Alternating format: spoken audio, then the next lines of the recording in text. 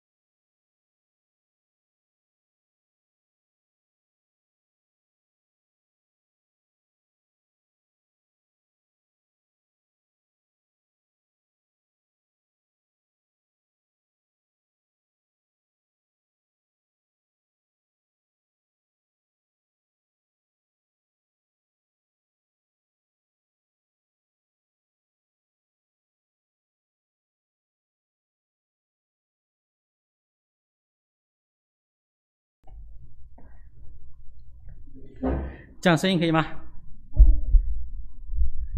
再近一点。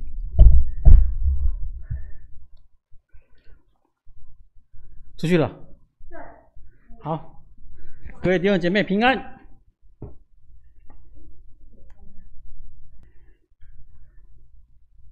今天我们 Thank God's Friday Night 的查经到约书亚记13章到19章。约书亚记13章到第19章，大家把圣经都拿出来翻好。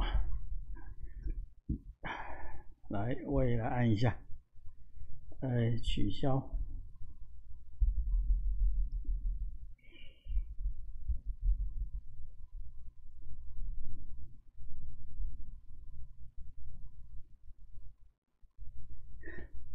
好，我们先同心祷告。阿爸父神，我们谢谢把我们聚集在一起，在我们周末开始的夜晚，我们可以一起来亲近你的话语求你圣灵与我们同在。这个记载在几千年前的文字仍然有你要对我们说话的部分求你保守，我们可以明白，也可以应用到我们现在这个时代的生活。把以下的时间交托在你手中，你来带领，奉耶稣基督圣名，阿们。好，约书亚记第13到第19章，基本上从11到12章都是在讲约书亚带领以色列人攻打迦南地比较是在讲这个了当然有一些别的资料。1到12章比较是在讲攻打那从13章就今天开始，13章到结束24章是在记载上帝如何吩咐。之前一开始是摩西后面大部分都是约书亚。上帝如何吩咐约书亚分地分给12个支派，还有上帝跟以色列人立约的部分都记载在13章到第19章就我们今天要看。我们今天没有看到13章到24章那就是约书亚记的后半部。那我们今天要看的是只有到19 13到19，主要是讲怎么分地地要分给12个支派好，如果我们从前面11章12章的内容就是不止包括10、11、12的内容看下来仿佛约书亚带领的军队，我说过了，他们是从中间进去的他们是从过约旦河，然后在吉甲当作他们的一个大本营吉甲，然后攻第一个城耶利哥，来攻爱城然后下所这些都是在中部等于是以色列人进迦南地是从中部先攻下来，然后往南，然后再往北一路像12章这样讲完，好像好像全部都攻下来了哈。事实上没有，事实上没有。今天的经文13章一开始他就这么说哈，来，我自己刚请大家翻好，我自己没有翻好，猪头。今天13章一开始就说什么？念给大家听。约书亚年纪老迈 ，OK， 这是一个重点哦。约书亚年纪老迈，老了哈。耶和华对他说：“你年纪老迈了，还有极多剩下的未得之地。”哦，他的原文意思跟这差不多，是讲法不一样。原文意思是说，你年纪老迈了，剩下之地还有很多哈，就还没有去攻下来的地方还蛮多的。基本上你可以，如果从前面的记载，你可以发现，约书亚记载，约书亚带领他们攻的都是一些主要的城市攻下来哈，要把整片迦南地拿下来还没有，他们还没有。好，他说这剩下的地，非利士人的全境和一切属于基述人的，是从埃及东边的西赫河往北，直到以革伦的边界，这个都是属迦南地的人，那里有非利士人5个领袖统治的，这5个他就讲这些，还有属于亚卫人的，在南边还有迦南人的全地，就是这边就讲了一大堆，讲到第8节，第8节就是告诉你，第7节就是告诉你说，这些地你们还没有攻下来，可是呢，注意看第6节怎么说？我必在这些所有的这些人，我必在以色列人面前赶走他们。你只管照我所吩咐的抽签，将这地分给以色列人为业。OK， 意思是说什么？那个迦南地全部打下来没有？还没。可是现在就先分好了就先分地分好了。前面记载的方式让我们想象我们在看约书亚记前面的时候，我们会想象是约书亚带领着以色列人进迦南地，然后全部攻占下来以后，大家来干嘛？分赃不，大家再来分地嘛，对不对分。可是呢，你看到13章会发现，这边一开始就告诉你说，约书亚年纪什么？老了。老迈了，他没办法带着大家这样先打了，他只好呢先把地划分出来，先把地分了啦，分了以后呢，各支派自己去处理自己分好的地里面的迦南人，按那共5清册不？就13章到19章就是这个概念，就是说约书亚先把迦南地照着抽签他们照抽签的，12个支派先分完了，那里面有些已经是攻打下来，有些还没有攻打下来有些支派分到的地里面可能一半还没有攻打下来 ，whatever， 不管什么情况，就是地分好了，各支派自己努力的把里面的迦南人赶出去或是除掉，这个是他们的做法。你知道我读这个时候我想到什么？你知道吗？这一次的疫情的防疫像不像？怎么像啊？记不记得本来是中央全权管理怎么防疫吧？对，如果哪里有那个确诊，马上就那叫什么？匡列，什么打匡列，然后什么隔离，有没有？那都中央嘛，对不对？不管是在台北发现的、桃园发现的、新竹发现的，就是一有确诊，从中央开始就去匡列隔离，然后你说打是不是打电话，然后就把它控制下来，对不对？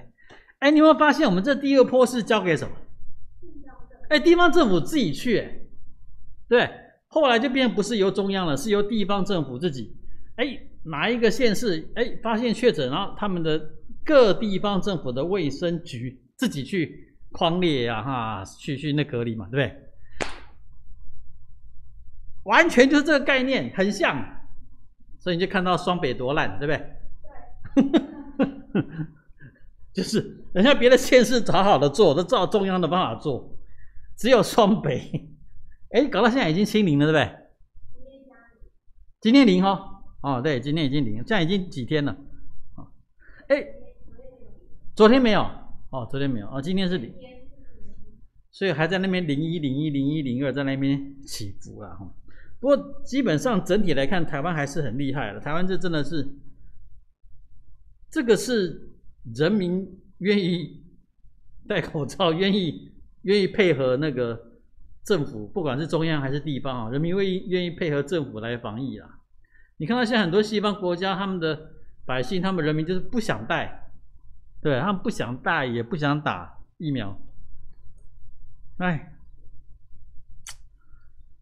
我只是在看这经文这样的时候，我会忽然想到台湾的防疫，就是说13章告诉你一个状况，就是说，哎，你如果一直读到12章，你会发现，哎，好，这个上帝的计划好像是以色列人先全部打完了才分地，这个跟他们进约旦河之前也是这样，也是这个想法。约旦河他们要过到西边之前，2个支派办在民数记的时候就记得他们要求他们要约旦河以东的地嘛，对不对？那现在在进过河之前，他们又再提一次，哇，约书亚就有点生气，有点害怕，就说啊，你们的什么意思呢？这2个支派办说，哎，不要怀疑，不要误会，我们还是会派人跟着你们怎么样过去征战，然后等全地都得到了以后，我们才会回到我们约旦河以东以分之地。这样讲好像会认为说，接下来就是要全部打完了，全部攻占下来以后才分地。可是不是哈，实况是13章告诉你说，这个时候约书亚年纪已经老迈了，没办法再带领所有的人这样征战了，所以上帝吩咐他们，他说抽签将这地分给以色列人为业，就抽签了，就先画，反正纸上作业先来，地图拿出来抽一抽就画起来了，12个支派就分给他们地了，然后各自这个支派，每个支派分到的地，每个支派各自去清除上面的迦南人这个基本上13到19就是在讲这个过程，这个概念哎，对呢。要看他们交情好不好了。说实在的那就真的一直都赶不出去，那这还真的是实况。比如说不讲别的啦，犹大大不大？犹大支派很大啊，然后便雅悯支派也是很强啊。这2个支派中间的有一个城市很有名，叫耶路撒冷，他们一直没有打下来啊。耶路撒冷一直到什么时候？到大卫那很后面了到大卫的时候才打下来，那才变成，而且还会变首都就是说，其实你刚刚问了一个好问题就是说，我们这个支派可能不够强，然后可能大家蛮懒的，然后又交情不好，那他们就一直没有打下来。这也就是为什么我们不是说接下来约书亚记的下一卷是什么？士师记。我说整个士师记的氛围跟约书亚记的氛围是大相庭径，是这个意思，是这样讲吗？大相径庭，我连讲都会讲反，是大相径庭。从约书亚看起来，他们的攻占还蛮顺利的，对不对？中部打下来，南部打下来，北部打下来，现在虽然还没有打完，约书亚老迈了，可是他看起来分地也分得很顺。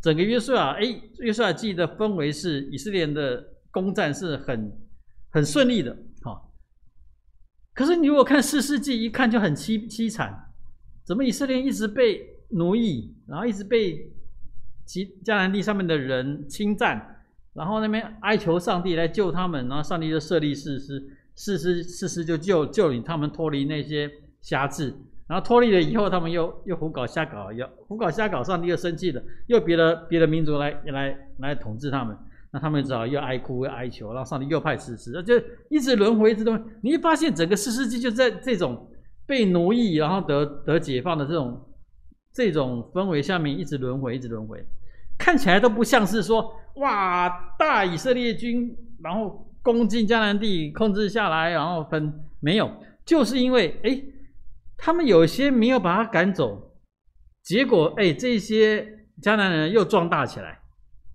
反而又反扑又反噬又把原本以色列人攻占的土地又拿回去了。所以他是完全不是原本的想法的就是说，如果照原本的想法，他们各支派分地以后，应该就自己去巩固自己的支派的那个分的地，然后把里面的迦南人灭掉或是赶走。可是他们没有这么做，没有这么做。就看整个士师记都还蛮惨的。好，然后呢，第13章一开始先讲这个样子，然后第8节到第14节呢，就告诉你说，先讲约旦河东之地的分配，这个就不是约书亚了，这个是摩西那个时候就处理好了，在民数记的时候就已经讲清楚了，就是约旦河以东的土地是分给流便、迦得跟玛拿西半个支派，这等于就是2个支派半。那现在约旦河以西，就所谓的上帝原本允许的迦南地，那就是其他的9个支派半，这边2个支派半加9个支派，加起来12个支派。所以这边就等于是8到14节重述，重新再讲一次，再讲一次当初的分配，就是约旦河以东这一片土地是给这2个支派半，2个半的支派分给他们的，流便、迦得跟玛拿西。好，那他们应允，他们派遣战士跟随以色列大军，进入约旦河西，去得迦南地。所以他们就把等于是8到14节把这事情再讲一遍而已。然后呢，第15到23节就讲一遍流便支派分的地是哪些，然后迦得支派分的地是哪些，然后有玛拿西有一半的支派分的地是哪些。然后第33节最后13章第13讲了一句话，就是说没有分给利未支派，就没有分地给利未支派。我必须再讲一次，以色列人12个支派是从雅各的12个儿子出来的12个支派，所以老大其实我还念不出哪12个，那几个比较重要的，老大就是那个流便，后来改成吕便，流便大家觉得听起来怪怪的，这是和本的翻译，吕便，老大是流便，老二是什么？西缅，老三是利未，老四是犹大，下去我就不晓得怎么讲了。这前面4个支派是这样分的，然后后面第11跟12是比较重要的支派，为什么？11是约瑟，12是便雅悯。这2个支派是谁生的？这2个儿子是谁生的？是雅各比较喜欢的那个太太生的，拉结，雅各比较喜欢妹妹，拉结一直都没生，他拉结的姐姐叫什么？利亚，利亚就有生，所以他们一直在生产比赛嘛，利亚生完了，然后拉结终于生了亚瑟，不对，应该是说利亚生完了，拉结很气，就把自己的婢女给雅各，然后婢女就生了。那拉结看这样不行，我也要把我的婢女给雅各。哇，雅各真是奇人之福，2个太太在抢也算了，把他们婢女都给雅各，然后就这边也生那边也生，一共生10个。可是最后拉结自己终于怀孕了，就生了约瑟，所以约瑟才是雅各最喜欢的那个儿子，有没有？穿彩衣然后臭屁的要死，做梦梦到各个都要跟他下拜，最后连第2个梦到爸爸妈妈各个都要跟他下拜，继续摇摆下去嘛，就被哥哥们卖去埃及了。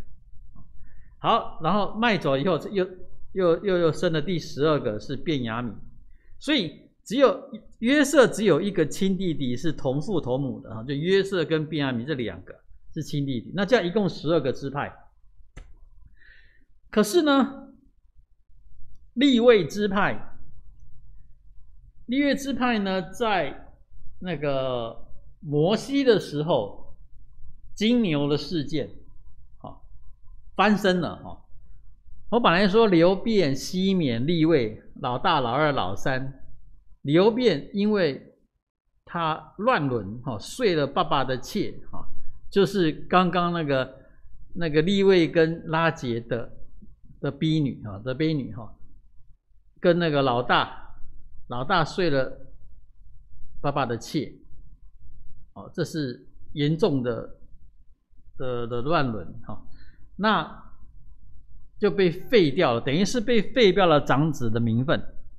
那我说老二是西缅，老三是利未，他们应该是继承长子的地位。可是这2个太残暴了，就是我们之前有讲那个示剑城的屠杀，示剑的王子强暴了雅各的女儿，就是刚刚西缅跟利未的妹妹。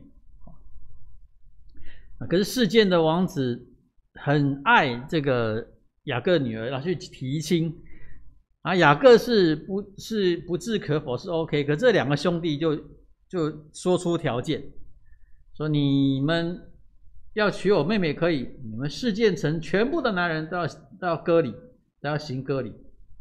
我们不嫁给那个没有行割礼的男人。听听也是有道理。那示剑的男人，包括那个示剑城的王子，全部就行割礼。你知道那个长大以后才割包皮，那很痛的，那痛了都不能动的时候，都在那边哀叫的时候，利未跟西缅他们就拿刀把全城的男人都杀光。这么残暴的事情，雅各非常的愤怒，所以等于是流便、西缅、利未3个人的长子的名分都失去了。我说老四是谁？老四是犹大，所以照这样安排的话，犹大应该是长子。可是我刚又说，那个其实雅各最喜欢的儿子是什么？约瑟约瑟跟他弟弟便雅悯。那约瑟因为被卖走了，卖去埃及了，后来在埃及当宰相，然后又有功，因为大家都饥荒，然后整个以色列人都去埃及。雅各就趁这个机会，把约瑟的2个儿子，一个就是以法莲，这样讲不对，一个叫马拿西，马拿西跟什么？以法莲。这2个儿子呢，与雅各把这2个孙子提高地位，跟叔叔们同辈。等于约瑟一个支派呢，现在变2个支派了。这约瑟支派变成以法莲跟马拿西啊，其实马拿西才是哥哥，以法莲是弟弟。那雅各要帮他们祝福的时候，使用剪刀手。交叉，就是居然右手去扶弟弟以法莲的头，左手去扶哥哥马拿西的头。虽然那个约瑟看到说，爸爸你搞错了，雅各不理他。雅各偏心小的，因为雅各自己也是老二，记得吧？雅各的哥哥是以扫，对不对？他自己也偏心，他就偏心老二，他就祝福以法莲成为大支派。果然以法莲后来就是比较大的支派。旧约的先知在讲北以色列，都是称以法莲，就是用以法莲来代表约瑟。所以约瑟这个支派事实上以后就变成2个支派了，一个是以法莲，一个是马拿西。那马拿西又，你看他从这里很吊诡，马拿西他自己又分裂成在约旦河以东跟约旦河以西。就是说马拿西自己就分掉，你知道分掉就会变弱小嘛，他分掉了，就是马拿西有半个支派是在约旦河以东，然后有半个支派是在约旦河以西，所以你就会发现真正能够传承代表约瑟这个支派的，就剩下以法莲。以法莲这是个大支派。那我上次有提醒，那个约书亚就是哪一个支派？约书亚就是以法莲支派以法莲支派。所以第13章呢，就大概就是讲这样子哈。约书亚已经老了，可是他还是抽签，先把12个支派都分了，好。然后我刚刚说13章最后一段是讲到不分给利未派的理由啊。刚刚你们我要讲那么多，就是要讲利未，好利未支派本来就是被罢黜那个接替长子的名分啊，就没落掉。可是呢，他后来翻身了哦，就是摩西带以色列出埃及的时候，那个拜金牛事件，哦，那个亚伦造了金牛，然后以色列人拜，然后这个是引起耶和华的愤怒。摩西下山了以后，扎碎2个石板，然后摩西宣告说：有谁要为耶和华大发热心哦，就是要杀掉这些拜偶像的以色列人。哇，这时候利未支派就站出来，因为摩西有利未支派嘛，这些自己人当然要挺摩西啦。利未支派就站出来啊，就拔刀杀掉那些拜偶像的同胞。哦，这有够狠的啊！那因为利未支派的中心，那个他就被选为护卫后来约柜跟会幕的这一群人，就是利未人啊。那利未人里面的亚伦这个家族的后裔才能当祭司。那整个利未人这个支派呢，就等于是一个，如果是我们现在从天主教来看，就变圣品阶级哦。整个利未人他们就是在服侍耶和华的殿、耶和华的会幕，跟后来盖好以后的耶和华的殿的这整个支派都是在服侍上帝的啊。所以他33节讲很清楚，只是利未支派摩西没有把产业分给他们，或者说只是利未支派摩西没有分给他们产业，这样讲这个意思才对。那这里又讲了一句，为什么呢？因为耶和华以色列的上帝自己是他们的产业。我宁愿不要。对，他说我没有分产业给你们啦，因为上帝就是你的产业。利未人听了一定右边我宁愿你分个地给我，我们要耶和华干嘛？给他们死所以正如耶和华对他们所说的，所以基本上利未人就散居在各地，散居在12个支派里面。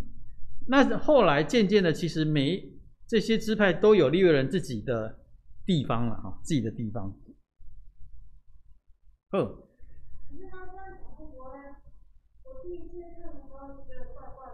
嘿，对，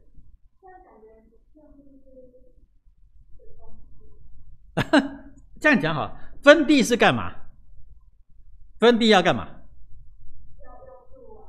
要住哦，种啊。对，你要知道，现在以色列人要变农业社会了，他们本来就是畜牧的，现在变农业社会以后，地很重要啊，对不对？我如果是游牧的，某些地可能不重要。现在是农业社会，那个地确定的地界是很重要的。那这个地呢，就是我引以为生的资源嘛。我不只是住这里，我还要靠这里的出产，所以分到的地很重要。那好，那我利未人没有分到地耶，表示我有没有地方可以种？有地方可以住？没有啊。所以你要去讲说，等于是约书亚就讲清楚说，这些人是靠地生活的，你们利未人，你们靠什么？靠上帝啦，靠右边。一听心里又毛毛的，对不对？哇，你赶快给我地好了，我可以种啊，可以看得到啊。可这些利未人，他们是属于要服侍上帝的人，约书亚直接说，上帝亲自喂养你们。你有了解不？所以是说上帝是他们的产业，所以我才说，我哪利未人，我看不爱。哎呦，那事实上我就是利未人嘛，对不对？这些牧师们，他们等于就是利未人嘛，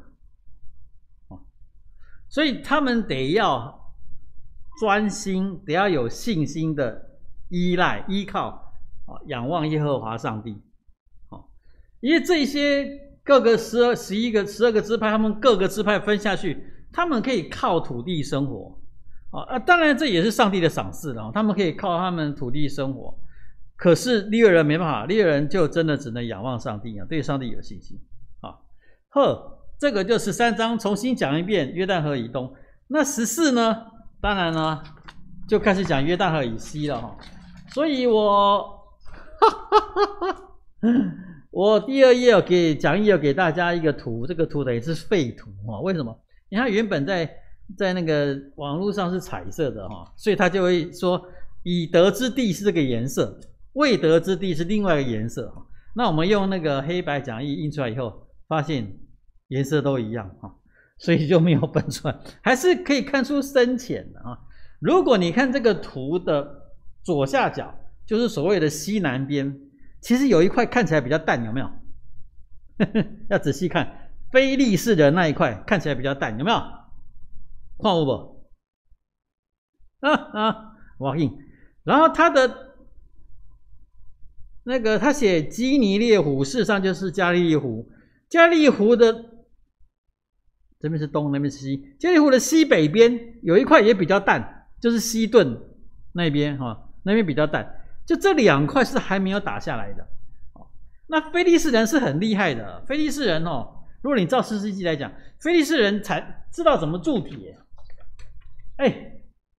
铁是要把它铸造出来的铜挖出来就是铜，他们铜就可以用铜做武器。可是铁呢还要铸造，要加一些元素铸造以后变铁，才变铁器。铜跟铁当然比较硬了你知道那种冷兵器时代，你知道什么叫冷兵器吗？不会爆炸的。冷兵器时代，枪啊、铁啊、射箭的，这就是冷兵器时代。那个兵器的坚硬程度就会影响战局嘛。你跟我砍我的铜刀，你的铁刀，我一砍我的刀断掉了，我还要跟你打什么仗所以那个非利士人会铸铁，犹太人没有这个能力，所以那在士师记里面，非利士人都统治了犹太人那在这里就讲了，14章就讲了前面呢14章，前面呢先再把13章内容再回顾一次，再讲一点点。以色列人14章以色列人在迦南地所得的产业就是这样他们照耶和华摩西的吩咐，抽签分产业给9个半支派，这里是约旦河以西刚刚约旦河以东那个已经分好了，那摩西在约旦河以东已经分好了。因约瑟的子孙成了2个支派，就是马拿西和以法莲。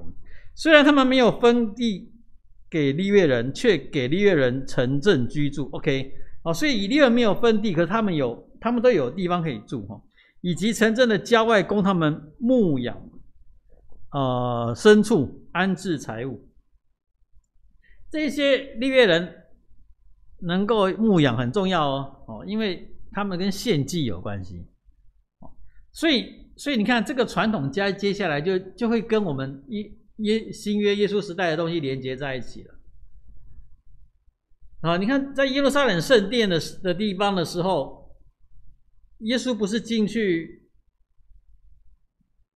翻桌吗？有没有？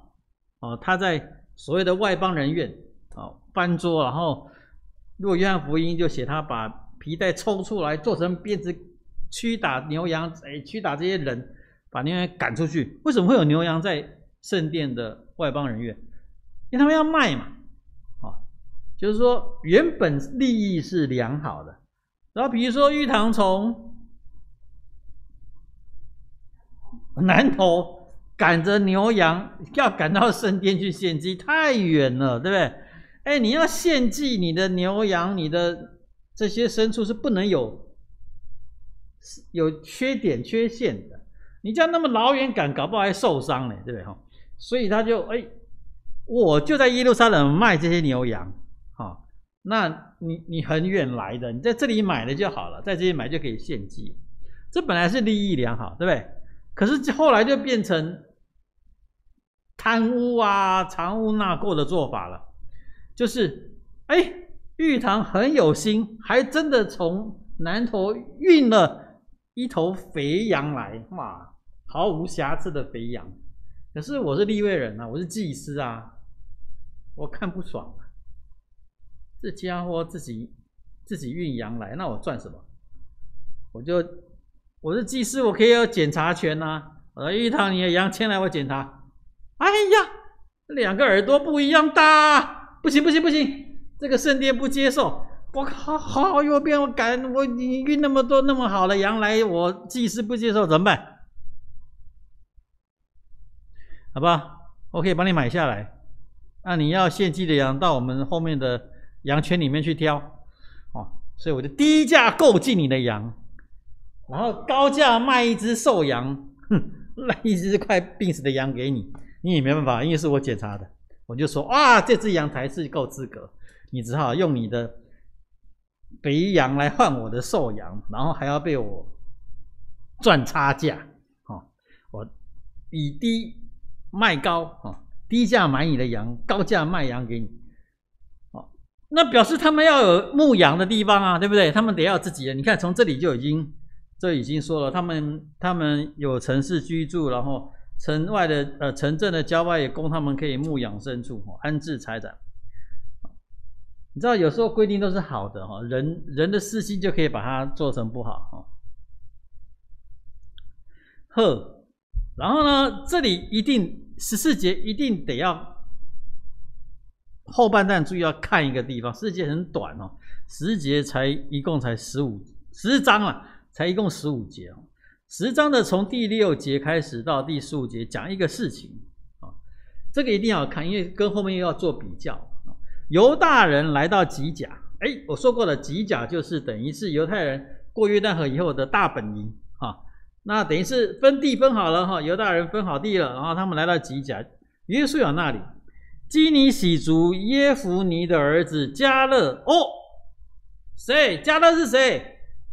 他已经跟你讲他是哪一个族了，哪一个谁的儿子了，哪个家族了。讲到迦勒，有没有印象？迦勒是谁？我刚刚说约书亚是以法莲支派，对不对？当初呢，摩西派了12个探子去迦南，从埃及出来以后，每一个支派各选一个人派去迦南地，12个探子去窥视那边的情况，因为要攻打迦南地了嘛。结果12个人回来，10个妈妈靠，妈妈好啊，哎呦，那边都是巨人啊，妖小鬼啊，蚂蚁长得跟小狗一样大啦，怎么办啊？去打这个地方打不下来，我们死光了，我们好可怜哦，被从埃及带出来，没有死在旷野就算了，现在要死在这里啊！哭，10个都妈妈好，只有2个探子，他们窥探回来的时候很高兴。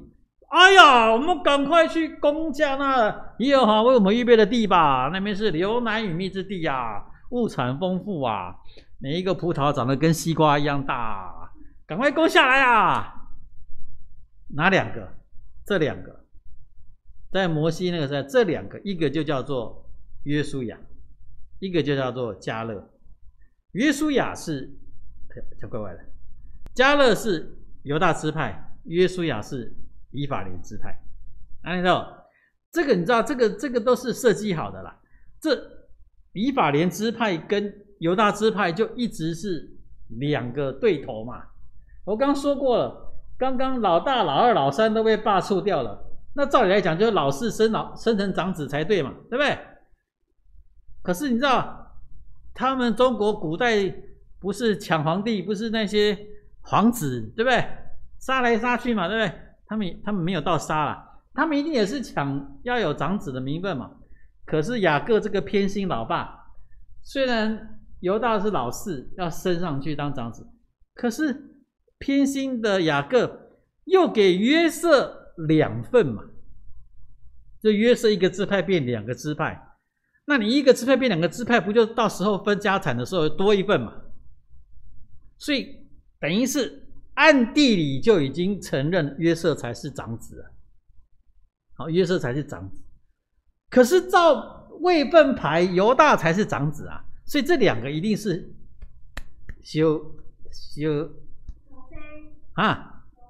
小争对啊，那两个一定死对头嘛。好，那犹大出了一个迦勒，以法莲出了约书亚，两个都是重要的人物哈。他们那一代，我说过，他们那一代都死光在旷野，没有人进迦南，只有这两个。他们从同代的人，就是说从埃及出来的成年人，从埃及出来的人，只有以法莲的约书亚跟犹大的迦勒这两个人是进迦南哈。连摩西都进不了迦南，亚伦他们都进不了迦南。你看，这只有这两个人进迦南，所以你看这两个是重要的哈。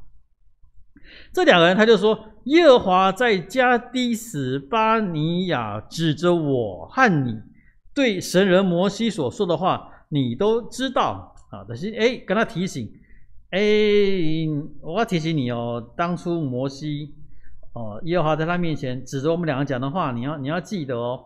这个事情呢，记载在民数记14章那边哈，可以去看。好，那迦勒现在已经85岁了哈，在讲这话的时候已经85岁，他做探子的时候是40岁，等于40年了哈。他说，你要知道耶和华的仆人摩西从加底斯亚巴尼亚差派我窥探这个地的时候，我才40岁。他在讲那个时候。我把心里的话向他报告，虽然同我上去的众弟兄使百姓胆战心惊，我仍然专心跟从耶和华我的上帝。那日摩西起誓说，你脚所踏之地必归你和你的子孙永远为业，因为你专心跟从耶和华我的上帝。现在来讲清楚，等于是迦勒现在跟约书亚提醒说，当时候摩西已经有应允我要什么地了哈。现在看耶和华照他所说的使我活了这45年。当以色列人，所以这样他是85岁了哈。当以色列人在旷野漂流的时候，耶和华曾对摩西说了这话。现在看我已经85岁了，现今我还很健壮。哇，不容易耶，85岁很健壮。我起码准备挑皮啊，85岁还很健壮，像摩西差派我去的那一天一样。你40年不白活了，好吧？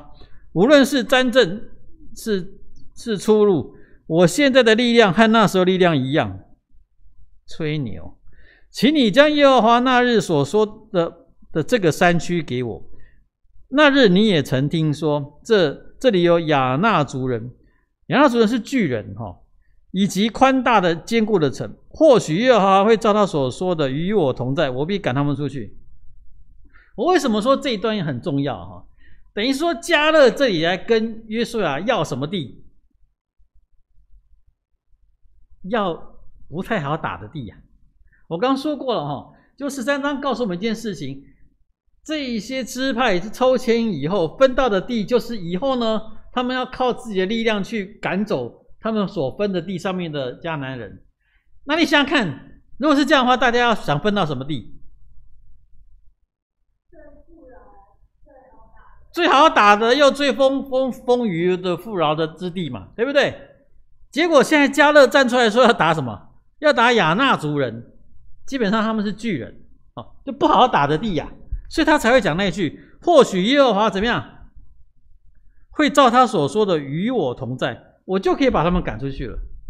所以你看弟兄姐妹，你要看清楚这里，迦勒说自己的力气跟40年前一样大。不管是战争跟出路，我还是一样怎么样，很强壮。所以我现在跟你要这块地是那个亚衲族人的地里面有巨人。你听到这里好像是他依靠的是自己的什么力量嘛我虽然是85岁老头，可是我还是老当益壮，对不对我还是可以吃buffet，可以吃那种5碗卤肉饭可是你看到最后他居然说什么？他说或许耶和华会照他所说的与我同在，我就把他们赶出去。那就算他很强壮，他还能打还能吃，可是他知道他如果能够把这些人赶出去，是靠什么？是靠耶和华跟他同在那这样子的人脑袋真的是很清楚的，难怪整个世代的人都死在旷野，只有他跟约书亚2个人可以进迦南哦，他自己很强壮，他没有因为说啊，我的靠山是耶和华，我就每天吃喝拉撒，那6块鸡6块腹肌变成1块鸡，哦，然后就摆烂，没有，哦，他仍然是强壮的，仍然是很有力量，仍然是可以打仗的。可是呢，他说我要依靠的是耶和华上帝，如果上帝与我同在，我一定可以把他们赶出去。这不容易啦。基督徒很容易就是说啊，我靠上帝，我靠上帝，有什么事靠祷告就好了，祷告完事情就成了，有没有？有人这样教？哦，我跟你讲，就有人这样教。哎呦，不要靠人的力量了，靠上帝了，来祷告祷告，哈利路亚，唱歌，耶，上帝 ，hello， 然后唱完了就成了。所以我很讨厌那首歌嘛，哪一首歌？那是一首，那讲祷告的。另外一首说，这时代我们什么？我们靠什么？这时代我们什么？我们靠敬拜征战，对不对？啊，还用敬拜来征战。啊，你看不到我的那个口罩里面讲什么？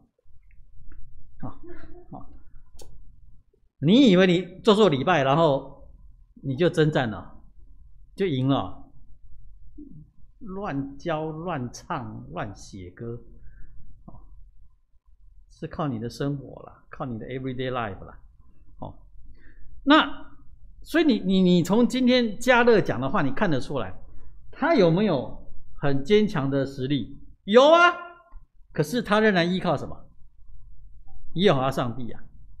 他两个没有偏废啊，他在依靠上帝为基础的情况下面，他仍然锻炼好他的能力嘛，锻炼好他的力量。我说过了，我们那个时代都讲代表的，如果迦勒作为一个代表他是强壮的，那代表整个犹大支派是强壮的，是可以打的，所以他自己去跟约书亚要地，我要的就是这块亚衲族人的地，靠右边，这里是巨人呢。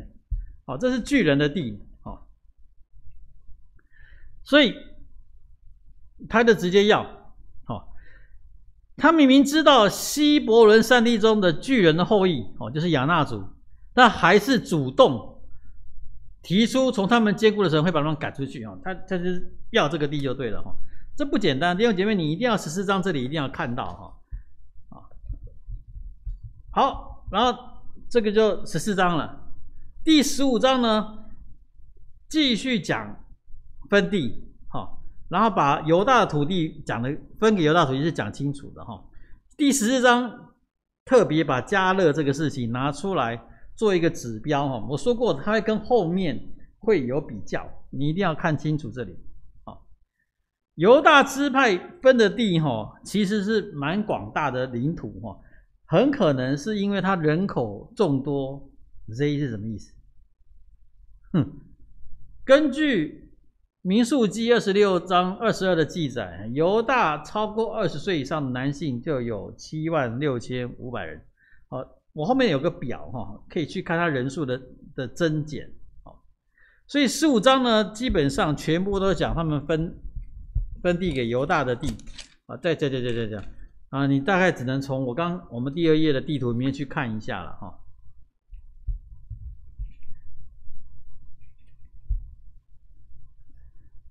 然后呢，里面又讲了迦勒的一段叙事的故事哈。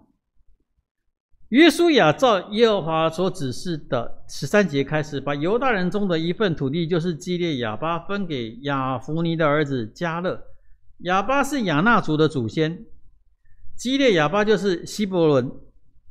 迦勒从那里赶出亚衲的3族，就是亚衲族的示筛人、亚西麦人和达买人。他又从那上去攻击底壁的居民，这底壁从前名叫基列西弗。迦勒说：谁能攻打基列西弗，夺取那城，我就把我的女儿亚萨嫁给他。这真的是不要乱讲话嘛，对不对自己女儿的幸福就这样随随便便反正那个时代就这样子。女人是不是你们有没有地位？没有啊，这变奖赏品啊，对不对？他能不能自己说我要嫁给谁？不能啊，老爸说嫁谁就嫁谁。所以碰到美女要去偶 C 他爸爸。迦勒兄弟迦纳斯的儿子厄陀聂，好，看清楚，迦勒兄弟基纳斯的儿子厄陀聂，所以厄陀聂要叫迦勒什么？哦，对对对，叔叔或是阿伯。如果迦勒是老大，那都要叫他阿伯，对不对哈？厄陀聂这个名字不要忘记，到时候我们看士师记，第一个就厄陀聂，好，厄陀聂，所以他是迦勒的孙啊，侄子，哦，迦勒侄子。迦勒就把女儿嫁给他，哇嘞嘞，那这样不就乱伦？没有啦，堂兄妹啦，嘿，堂兄妹哈、哦，其实堂兄妹也算近的，哦，催促其实表兄妹也近啊，可是有时候表会很远很远很远，堂一定得是兄弟的嘛，啊、哦，兄弟啊、哦，堂兄，或是同一个祖父下来的。儿子的孩子也是叫堂兄弟妹，对吧？恁阿公的囝也是你的堂兄弟呀、啊，哦，不见得是你的。我的贡献啊，这样就是这个意思啊。哦，啊，都是白嘛。哇，是在变什么嘛？好了哈，猪头，好。然后亚萨来的时候，他女儿来的时候，催促丈夫向他父亲要一块田。但是女儿很厉害呢，哦，亚萨一下炉，迦勒对他说：“你要什么？”他说：“求你给我福分。你既然把我安置在尼格福地，求你也给我水泉。”父亲就把上泉下泉都赐给他。这个东西做一个交代以后的情况就会再讲到这些事情哦。这个女儿也很聪明，对，那个她爸爸把她嫁给那个厄陀聂，还跟她爸爸要有水泉的地耶，哦，所以这个厄陀聂一定是公公会打仗，不会想，他太太比较厉害，他女生比较厉害。要分我地哦，分我那个有水泉的地。为什么特别？因为你是女儿，女儿哪有能分地呀？谁能分地？儿子啊，对不对哈？那这个时候等于是替她老公去要地耶。这个女人厉害，嫁妆哦，这女人厉害，这女人厉害。好，然后20节到第63节。就全部都是讲那个地，他们分的地哈。63节为什么特别要讲？因为重点啊，看一下15章63节。至于住在耶路撒冷的耶布斯人，犹大人不能把他们赶出去，于是耶布斯人与犹大人同住在耶路撒冷，直到今日。哦，等于是那时候还没有赶出去啦，耶布斯人。哦，所以。我刚才讲嘛，什么时候才真的全部都耶路撒冷变成犹太人？就是大卫的时代啊，大卫打下来的。好，所以在这里就直接讲到这个耶路撒冷是分地的时候，就分在犹大这边了，分在犹大这边了。讲完犹大，那当然要讲他死对头啦。16章就讲分地给谁？约瑟的子孙啊，约瑟的。所以弟兄姐妹，你要看这些12支派，你真的要看清楚，这两个最重要的支派就分别是犹大支派跟约瑟的支派。那约瑟支派我刚刚讲过了，那哥哥马拿西自己分两边去了，一个在约旦河东，一个约旦河西，就等于是落掉了，就没落掉了。那个弟弟这个以法莲就等于是取代约瑟，或是说代表约瑟作为一个支派。而约瑟的子孙呢，抽签所得之地是从靠近耶利哥的约旦河起，是算不错，对不对？以耶利哥东边的河水为边界，然后经过旷野，所以你看约瑟的子孙抽到地是以约旦河往西的话，那这样子约旦河往东也是马拿西支派半个支派分到，所以等于是连在一起。好，就是以约旦河为相望哈，两边哈，你找到的共下吧，哦。好，这边就讲说，约瑟的儿子马拿西以法莲就得了第一业，好，然后第16章的后半段，16章也很短，才10节啊。以法莲子孙的地界呢，按着宗族所得如下的哒哒哒哒哒哒哒哒啊。然后在马拿西人地业的一切城镇所属的中，也保留一些城镇给以法莲的子孙。他们却，这是重点，没有赶出住在基色的迦南人，迦南人就住在以法莲中，成为服务劳役的仆人，直到今日。好，有的赶走，有的没赶走啊，有的没赶走以后成为对敌啊，可是没有，有的像这里没赶走的，却在变成在服侍犹太人的哈。好，这是16章，16章记载约瑟后裔以法莲所分之地。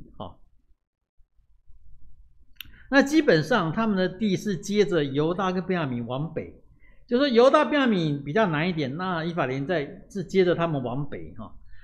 所以以法莲的土地是比较北的，所以我们知道以后那个所罗门王逝世以后，以色列这个帝国就分为王国，就分为南北二国北以色列跟南犹大。那北以色列就以以法莲为代表，所以他们是北边。南犹大当然是以犹大为代表。那分别呢就两个，南犹大就是我们一般都说两个，可是它是2个支派半就是犹大支派跟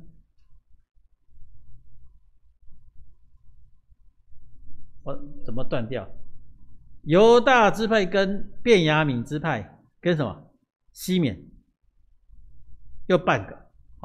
然后那个北以色列呢，就是由以法莲为主的9个支派半。那他们画的都是分到的是最肥沃，迦南地中最肥沃的地方，然后成为北国以色列的中心。我说过了，因为约瑟算是长子，他分2份。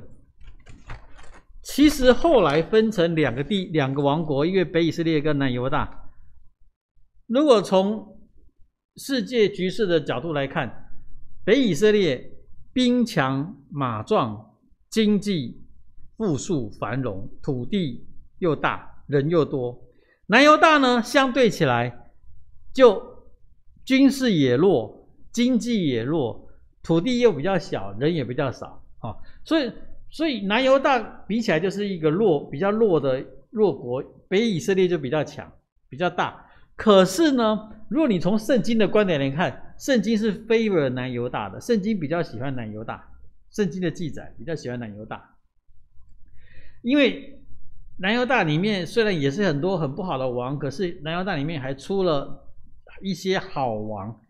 那什么是好王？好王就是愿意尊耶和华为大，愿意遵守律法，这是被就称为好王。整个北以色列以法莲为中心的北以色列支派，没有半个王是圣经认为的好王。所以虽然他们比较强盛，然后比较富庶，可是他在圣经里面的记载都比较负面，都比较负面。所以你看北边是以法莲支派，南边是犹大支派，对不对？所以你们猜圣经的话语权是哪一个支派拿走？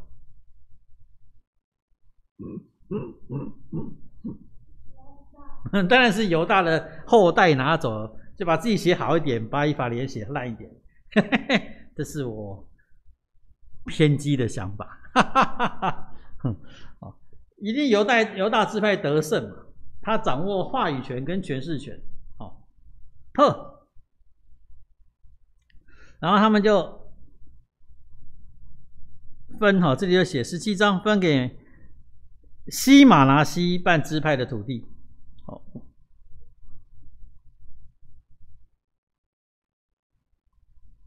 我们说过，另外有半个马拿西在东边。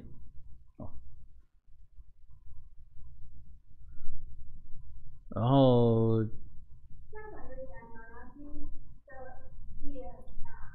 对啊，如果再加上东边的，可是就是分掉，就是分开，就是分开了，你知道？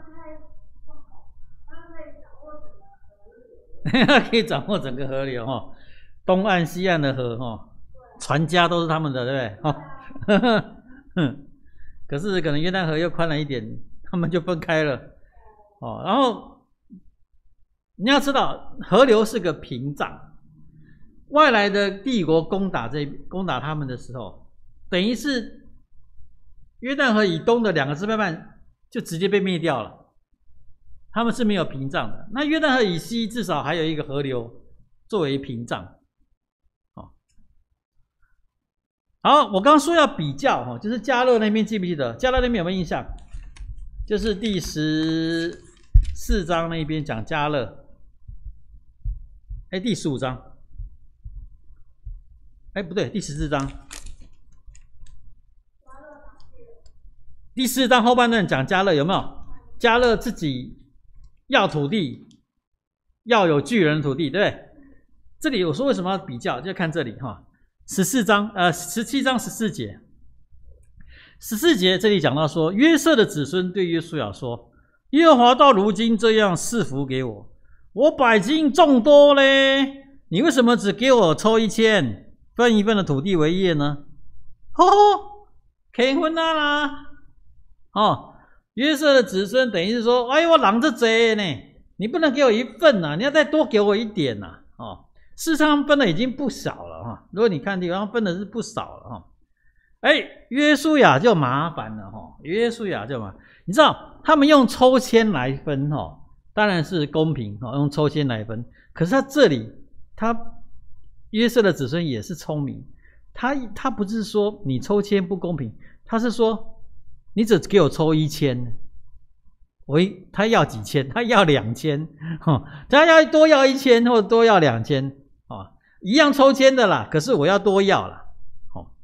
他说，如果你百姓众多，而以法莲山区太窄小，那么你可以上比利洗人和利伐因人之地的树林中，在那里开垦。这个利伐因人已经他们都已经灭掉了就是这个山地你可以去开垦，约书亚说，那个约瑟的子孙说，那山区容不下我们了，而且住在平原的迦南人，就是住伯善和所属的乡镇乡镇，以及住在耶斯列平原的人，都有铁的战车。等于是说，你分给我的。有这些迦南人，他们是有铁战车的呢。我说过了，以色列人基本上没有马，他们的兵就是步兵。那步兵有时候遇到骑兵队，有时候遇到铁车，就好像坦克车一样，你就打不过嘛。基本上你的武器就弱了。这时候约瑟子孙就讲：我这边我们要处理的敌人是比较强的呢。约书亚对约瑟说，而且就是以法莲和玛拿西人说，你百姓众多并且强大，不可只有1000而已。那很好啊，那山区也要归你，虽然是树林，你们可以去开垦，边缘之地也归你。迦南人纵然强盛，有铁的战车，你也能把他们赶出去。你有没有发现约书亚有一点你不是很强，你很强，你就可以怎么样？对，你说你人很多啊，你要多分地啊，可以啊，你自己把你的地怎么样扩张嘛，去开垦嘛。然后虽然那个他们有铁战车，你一定可以把他们赶出去的，因为我们的老大迦勒怎么说？我靠着耶和华，或许可以把他们怎么样赶走，对不对？所以你知道这个是很明显让你看到一个对比的。我说过了。话语权被犹大支派拿走犹大支派的迦勒说什么样？我老当益壮，我力气未衰，我靠着耶和华力量，我跟你要的土地是有巨人的土地，最难打的土地我自己要处理掉。约瑟的子孙说什么？你给我太少了那你要大一点，如果对我大，你就去把它攻下来啊，要求滚。所以这里是一个很强烈的对比你看到这种矛盾，就是以法莲跟犹大啊这两股势力的矛盾。那在圣经的立场看得出来，他比较 favor 的是犹大这边，以迦勒为代表。那这边约瑟的子孙呢，就让他描述的是比较呢贪生怕死，不想真的去打来拿到土地，想靠政治的手段来得到好处。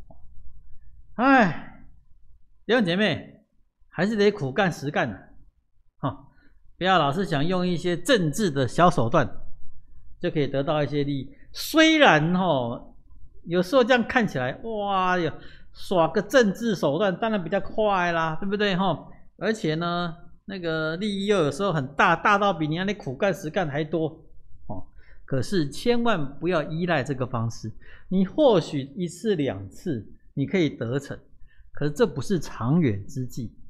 长远之计呢，我们还是得苦干实干，因为每一个苦干实干呢，就是累积我们的经验，累积我们的智慧，累积我们的这些正面的力量。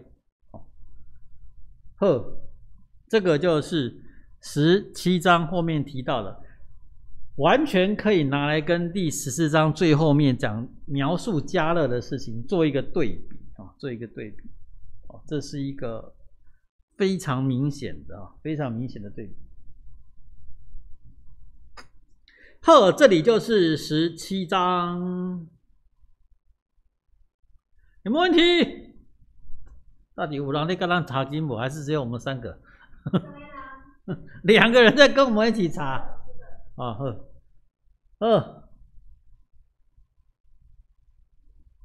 那我们就看18章。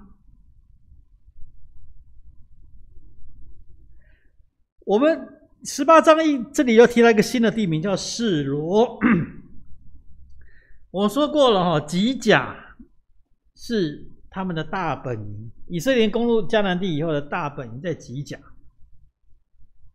但是呢，会幕搬到示罗去这里就变成一个宗教跟行政中心了吉甲在你看一下地图，约旦河一过以后的离耶利哥城蛮近的。我看这个图有没有写？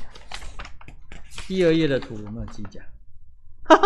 因为它这个太大，它没有画出来吉甲。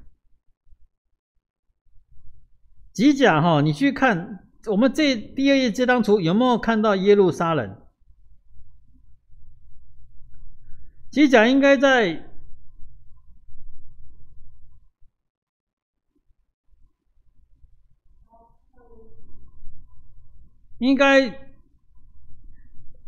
耶路撒冷旁边有个那个地方了以色列3地亚拉巴的那个地方，吉甲差不多在那个附近示罗呢，他有没有写出来？没有。我给你们这个图真的是很弱。跟什么？不一样。推罗在北边，不一样。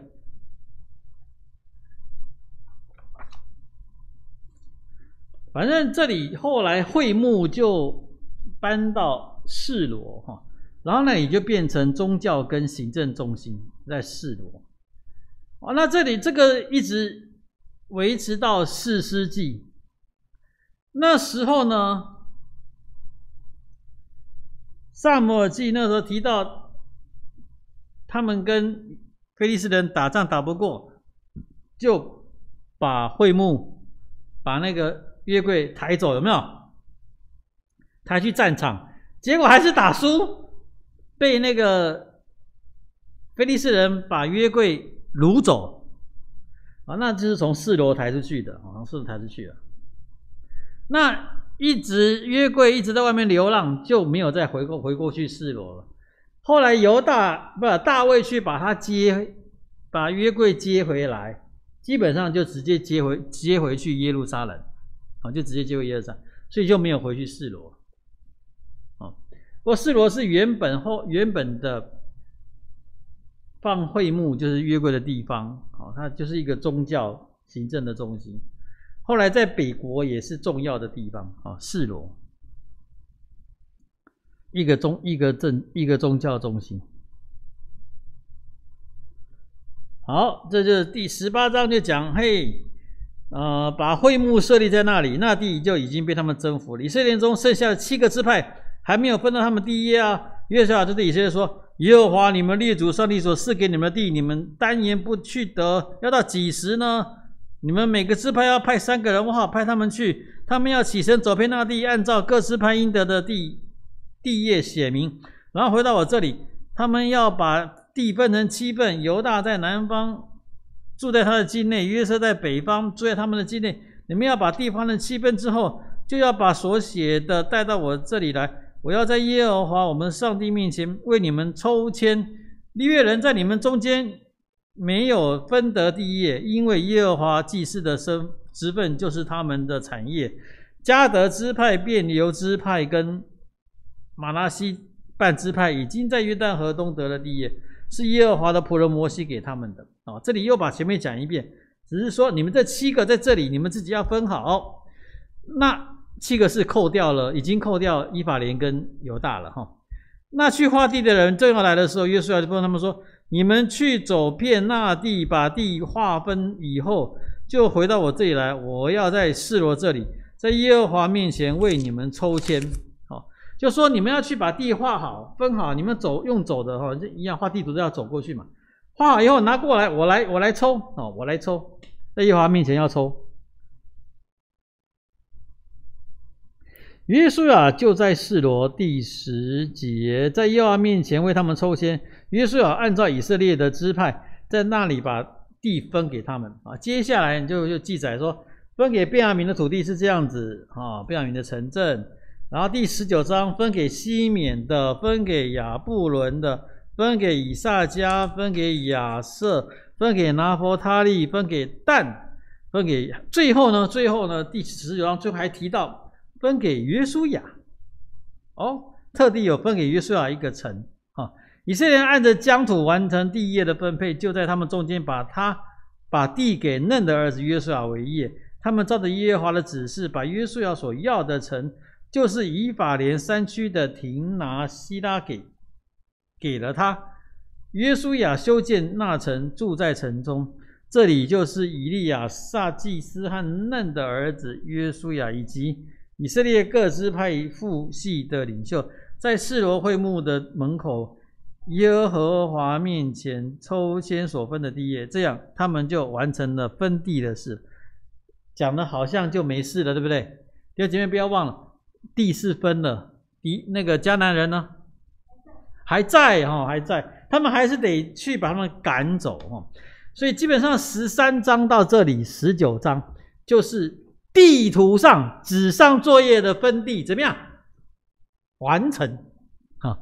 这样子约书亚就可以老死了哈！你看一开始就说他连麦了哈，所以约书亚比较弱啊，人家跟他一样大，迦勒还说我还可以怎么样？看起来是比迦勒老呢，不然怎么想要老麦了？然后迦勒还说我还可以打仗，迦勒85岁，可是约书亚这时候几岁啊？反正他们是同代的嘛，应该一起儿童主日学一起长大的。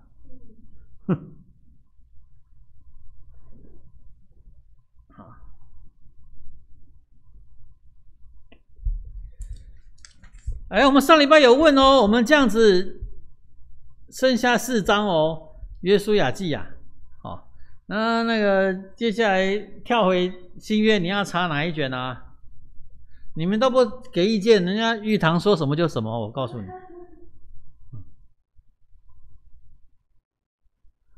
新约看要插哪一卷啊？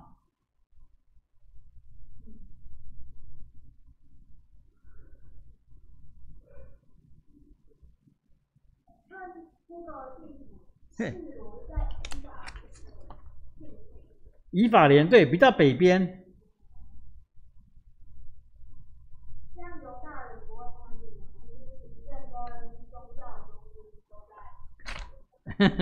所以基本上那边以法莲本来就比较强大嘛。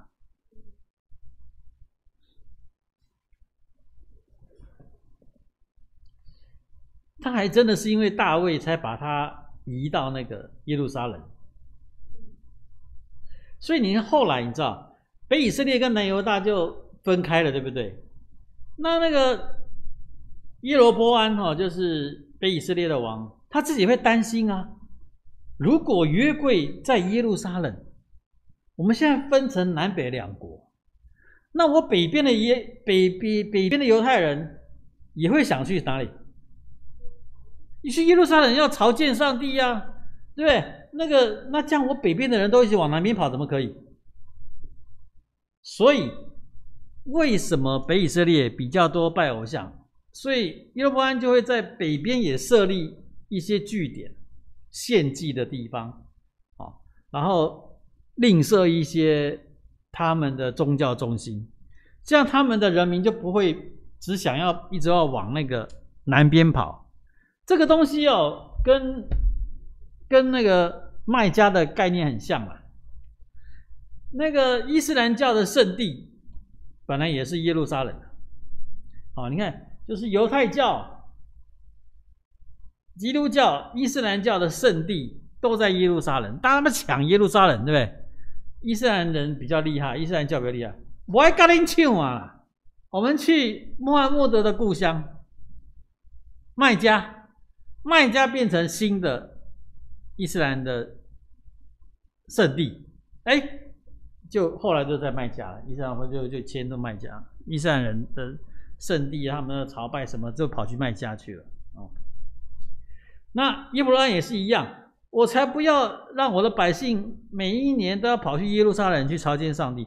我们北边也有上帝啦，然后北边你说示罗啊什么什么啊，这些所谓的那个祭坛啊什么什么，就设立起来了。可是你知道，这样一设立起来，就迦南人原本的神明啊什么就侵入进去了，他们就拜这些偶像，就拜比较多，就相较于犹大北以色列就比较是拜偶像比较多。所以那个都市很重要那个必须是政治经济的中心。那如果在战争的话，要战略的要点，这个地点是重要的。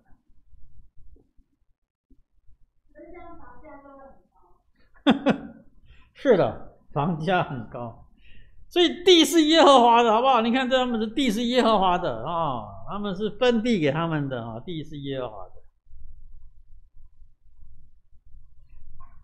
所以犹太人知道地不可永卖地不可以永卖。当初上耶和华分地给他们，他们卖掉了，想办法把它买回来，所以才会有那些规定，就是路德记讲到的那个规定他那个路德回到犹大地，然后那个路德的婆婆拿阿米，你们知道我忘记了，拿阿米的老公的地，都不在了，所以那个波阿斯出面把地怎么样赎回来。可是波阿斯有跟路德讲，有一个人比我有更高的 priority， 他比我有更多的他更优先，可以去买那个地，必须他放弃，我才能去赎回那个地。所以他用了奸计，然后劝的那个不敢买所以他就可以买，然后顺便把路德娶回家所以路德一定是很漂亮所以他们就是要把这个地呢，就归回原本的那个支派，那个支派原本这个就是划给他们这个支派，那支派再分给各家族、各宗派、各家族，这样下去到一个家庭。所以他们被卖掉了，他们都会设法想要买回来，因为这个是上帝分给他们祖宗的周给不像我们卖一卖我们就移民嘛对不对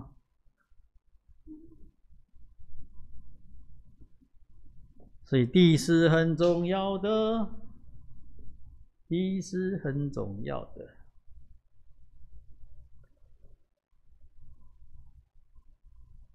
地很重要，可是基督徒到最后又要知道，那世上的家他又是过客。从它的重要性去凸显你天上的家更重要。你不要被地上的土地迷惑了。告诉你它重要是为了要影射上面的更重要。不能为了地上的地失去天上的地，那就撩谁啊？那就了大了。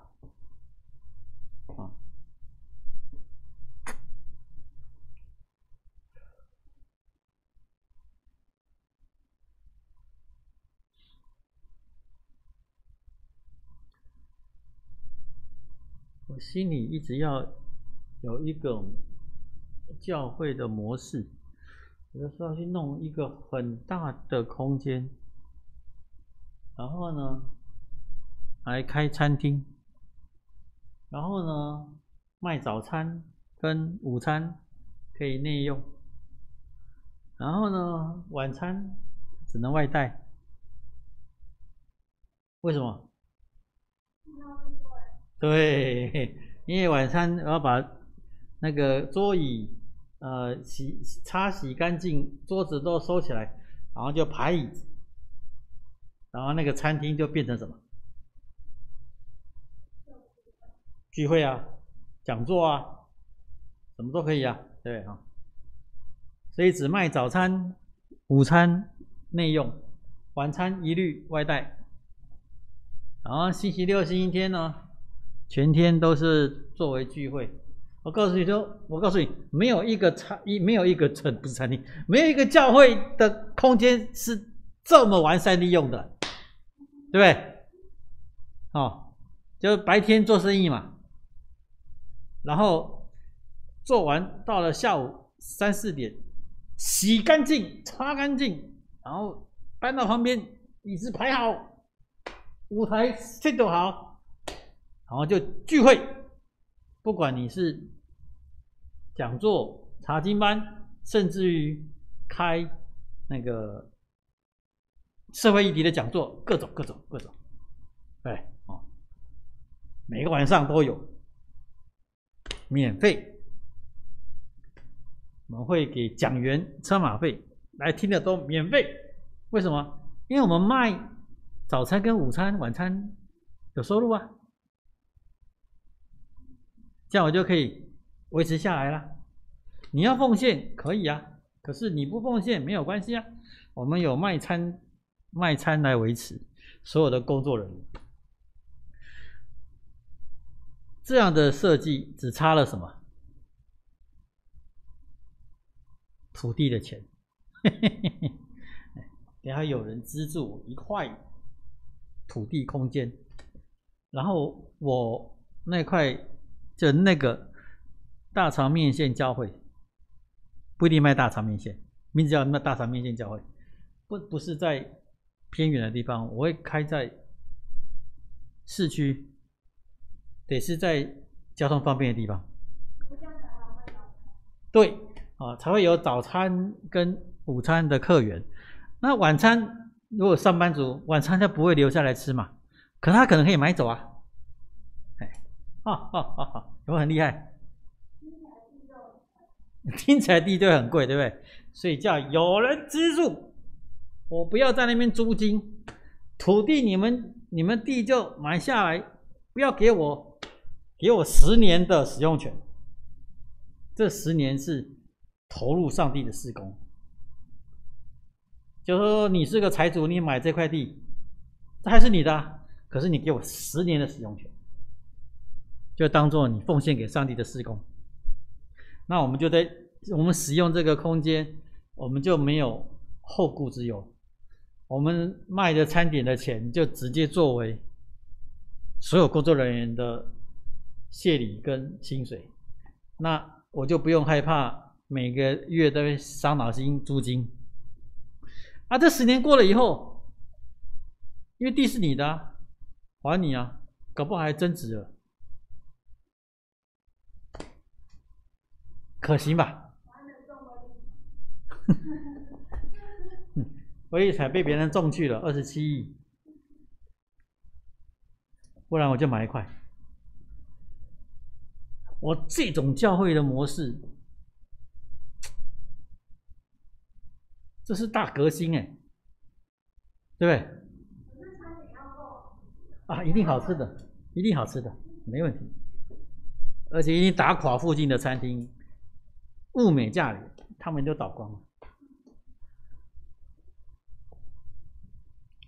而且卖到比如说10点，宽宽的拿去给什么什么之家，什么什么之家这样，对不对？好，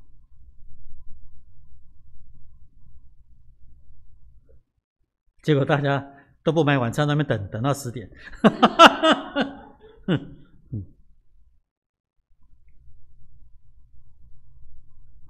我们今天查13章到19章，主要就是分地分地。我说过，他们不是全部打下来才分因为这里一开始就告诉你，约书亚已经年迈了，没办法再这样带领大家打，大家自己去打。所以在先做纸上作业，地图拿出来，先把地分了。那各支派是抽签分的，分地了以后，各支派自己处理自己所分之地上面的迦南人。这上帝给你们的，可是你们还是要自己去把它清除出来，清除出来。这个真的就是弟兄姐妹，这个跟我们息息相关了。上帝已经赏赐给我们，可是我们还是得努力的去把它清除出来。这个讲的是地，上帝赐给各支派的地，各支派要靠自己的力量，当然啦，是可以互相帮助的啦，对不对？好，去清除那上面的障碍，一样啊。上帝给我们生命，上帝给我们福气，给我们恩赐，给我们很多很多我们可以运用的资源。那怎么样把我们生命里面的那一些上帝不喜悦的清除掉呢？弟兄姐妹，不是靠祷告，好不好？你以为你祷告，每天祷告一下，我们的生命里面的上帝不喜悦的部分就自动清除吗？不是，你当然要祷告，可是你的祷告跟你的行为、跟你的行动相关联啊！你的祷告要有行动啊，是这个行动把我们生命里面的那一些肮脏污秽、那些上帝不喜悦的部分清除掉。如果不清除掉，完全跟圣经讲以色列人一样，去看士师记就知道，那一些迦南人他们会壮大起来，把你原本攻占的土地再抢回去，然后你就变成奴隶。弟兄姐妹，你不要以为这个讲那分地有什么又什么没什么意思，你又没有，弟兄姐妹，这就在讲我们的生命上帝给我们了，我们要自己去处理已经没有陈时中了，我们要自己了，对不对？你没看那柯文哲臭屁的要死，人家要帮忙他都不要，帮了以后他又不承认，对不对？要靠自己了，我们要靠自己了。说靠自己，不是代表上帝不在啊。你看迦勒，健壮的迦勒，他清楚说，上帝与我同在，我必把他们赶出去这些巨人的后裔，然后赶出去。所以他自己要足够力量，可他仍然是依靠上帝。弟兄姐妹，我们也是一样我们依靠上帝，然后可是我们还是要坚强的有动作。然后我们生命里面上帝所不喜悦的部分全部都清除掉，这会是一辈子的事情。你看以色列人，以色列人他们多久才把迦南人整个迦南地控制下来他们一疏忽就会失去，一懒惰一疏忽，这地就被拿回去了，就拿走了。我们也一样，我们生命什么时候懒惰，什么时候疏忽那个又被占领。好，玉贤说什么 ？Hello， 玉贤。哎，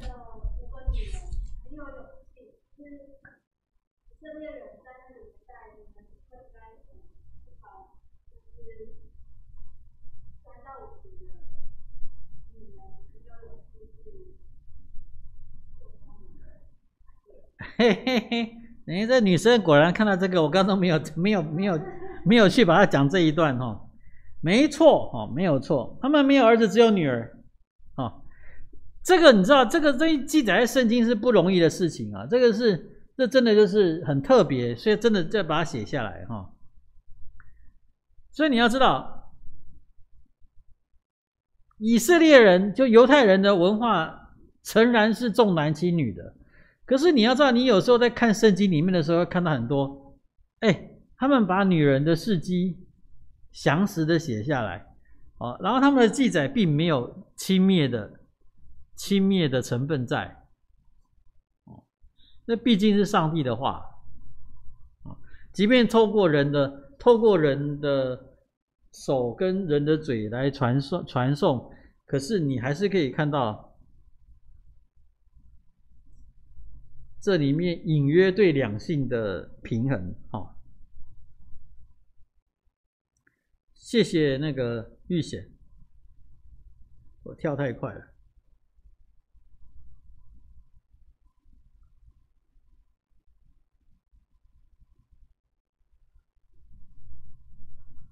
不容易，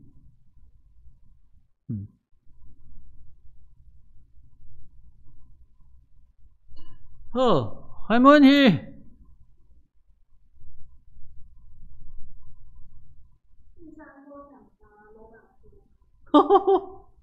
罗马书哦，我们 Thank God's Friday Night， 如果有的话也很久了吧？我怀疑哦，我们有查罗马书过吗？好，这个可以当做一个选项在那里哦。已经有人提出来要查罗马书了哈，还有没有别人？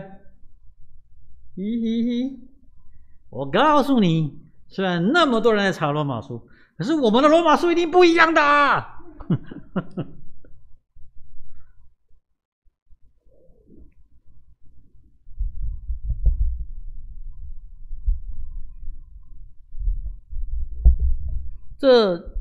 这几年来，我读圣经真的是不一样。我自己也有很多的盲点的突破跟改变，看法的改变。我认为我们基督徒读圣经真的有太多的盲点，有太多的瑕疵，然后有太多的误会。我们得要做一些突破跟改变。不然我们越读会越惨。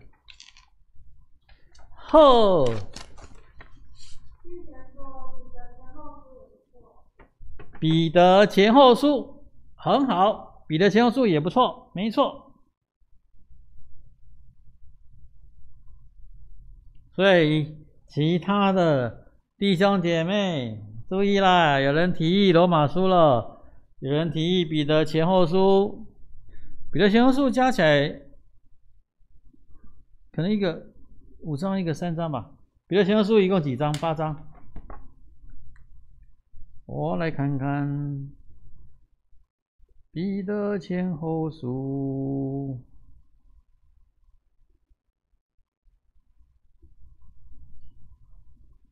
我在干嘛啊？圣经在我手上，我那边找半天。